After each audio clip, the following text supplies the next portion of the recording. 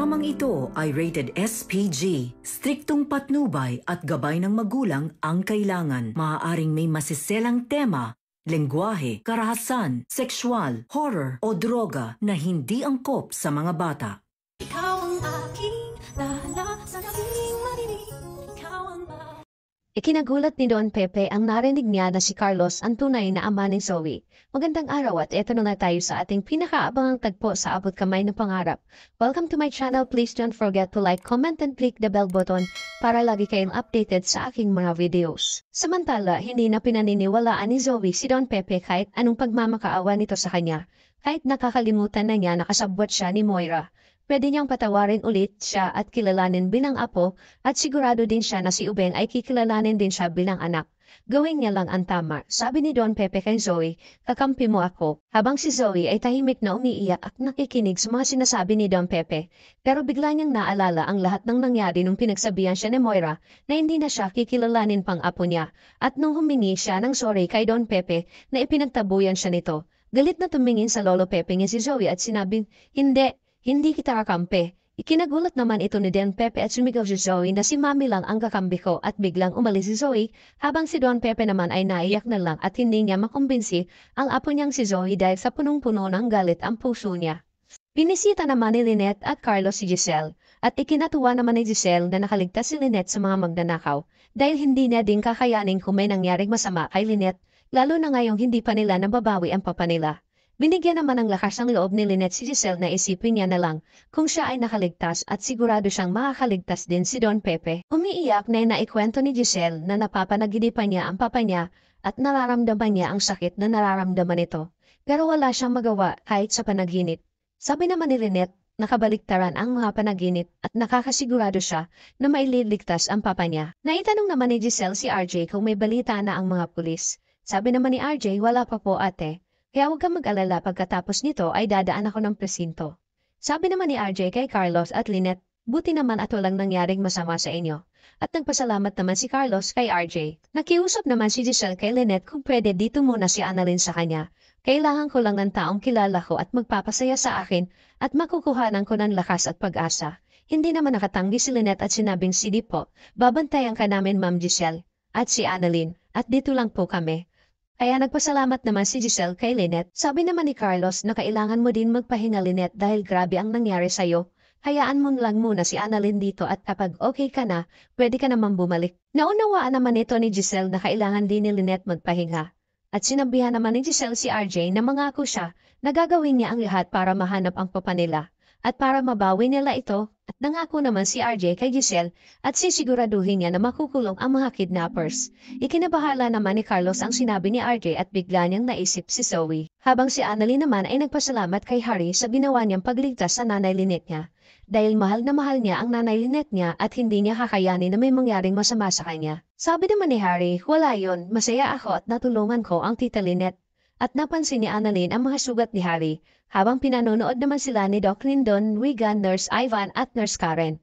At naggalokohan na nga ang magkakaibigan dahil may masakit din daw kay Doc Lindon at Regan na hindi naman pinansin ni Annalyn at natawa na lang ito. At maya-maya ay nagpaalam na si Annalyn sa kanila at pupuntahan muna ang tita Giselle niya. Samantala, sa bahay ni Carlos, hinahanap ni Lynette si Carlos dahil nakita niyang may tumatawag sa kanya.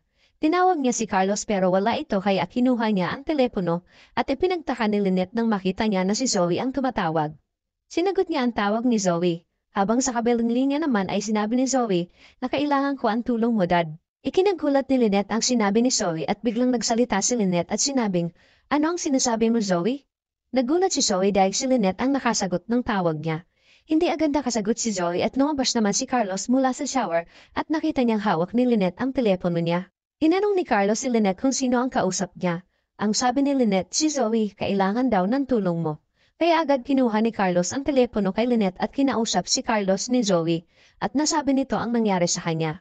Nagpaalam muna si Carlos kay Lynette at pupuntahan niya muna si Zoe dahil kailangan nito ang tulong niya. Naunawaan naman ito ni Lynette kaya pumayag naman si Lynette na puntahan ito ni Carlos. At sinabihan niya si Carlos na mag-iingat ka. At dali-daling umalis si Carlos dahil nag-aalala siya sa kalagayan ni Zoe. Samantala, sa kwarto ni Giselle ay kausap niya si Annalyn. Nag-iiyakan ang dalawa dahil baka sa hanggang ngayon ay hindi pa din nila nakikita ang papa niya.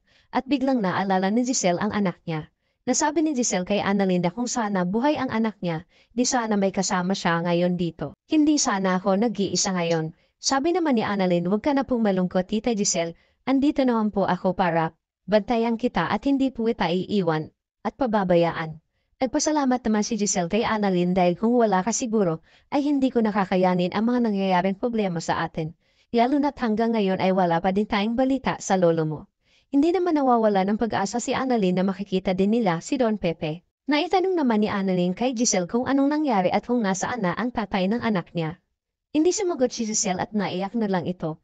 Nag-alala bigla si Annalyn dahil baka ayaw niyang pag-usapan ito. Samantala, nakarating naman agad si Carlos sa lugar na sinabi sa kanya ni Zoe at sinalubong siya ni Balahadja at Dax at binati ito ni Balahadja. Nagandang gabi, Dok. Sabi naman ni Carlos, nasaan si Zoe? Kailangan ko siyang magamot. Sabi naman ni Balahadja, relax ka lang, Dok. Dadalhin kita doon. Masyado ka nang nagmamadali. Malayo naman sa bituka ang tama ni Doktora.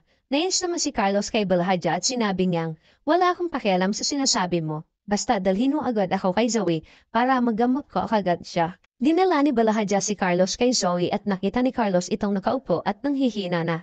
Agad naman nilapitan ni Carlos si Zoe at agad niya itong ginamot.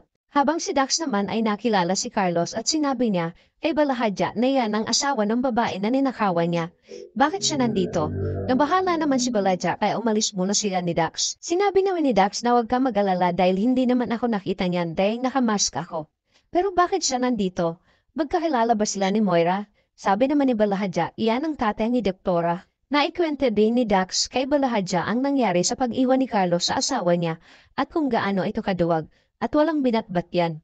Natawa naman si Balahadja sa sinabi ni Dax habang pinapanood nila itong ginagamot si Zoe. Samantala, pagkatapos na gamutin ni Carlos si Zoe ay agad nitong kinausap si Moira kung bakit nangyari ang ganito. Sinisisi ni Carlos si Moira sa lahat ng mga nangyayaring hindi maganda kay Zoe at pati ito ay nadadamay. Ikinagalit naman ito ni Moira at sinabihan niya si Carlos na hindi porke nagpunta ka dito para gamutin ang sugat niya ay dakilang ama ka na. Kaya sa galit ni Carlos kay Moira ay nasampal niya ito at napasigaw naman si Zoe ng dad. Dahil nasaktan niya si Moira, pasigaw na sinabi ni Carlos kay Zoe na kriminal ang nanay mo. Kaya mas lalong nagalit si Moira kay Carlos at sinabing ganun ha. Sabay itinutok niya ang baril kay Carlos na pinigilan naman ni Zoe si Moira at sinabing please, mami wag mong patayin ang ama ko. Sabi ni Moira kay Zoe, si Roberto Tanyag lang ang ama mo at walang iba dahil wala namang silbihan si Carlos. Sabi naman ni Zoe, pero kay Doc Carlos pa din ako galing at utang ko sa kanya ang buhay ko at tatay ko pa din siya. Inawat na ni Zoe ang dalawa at baka marinig sila ni Don Pepe. Bigla naman nagulat si Carlos nang malaman niyang dito nila dinala si Don Pepe. Sabi naman ni Moira, wala akong pakialam kung marinig niya ang lahat dahil hindi naman siya makakatakas dyan at dyan na siya mamamatay. Niyaya naman ni Carlos si Zoe na sumama sa kanya at iwan niya na ang nanay niya kung ayaw niyang madamay sa gulo. Hindi naman sumama si Zoe kay Carlos at agad din itong umalis. Habang si Don Pepe naman ay dinig na dinig niya ang pagtatalo ng tatlo at nakita niya si Moira, Zoe at Doc Carlos. Ikinagulat ni Don Pepe ang natuklasan niya na si Doc Carlos ang tunay na ama ni Zoe. Biglang napaisip si Don Pepe na kailangan niya makagawa ng paraan na makatakas dito dahil siya lang ang nakakaalam ng buong sikreto nila, Zoe, Moira at Carlos at kailangan malaman nila Ubeng at Annalyn ito. Hanggang kailan maitatago ni Moira at Zoe si Don Pepe? Paano ang gagawin ni Don Pepe para makatakas siya? Yan ang ating pakaabangan dito lang sa Abot Kamay na Pangarap. Huwag bibitaw at huwag kalimutan mag-subscribe. Maraming salamat po and God bless.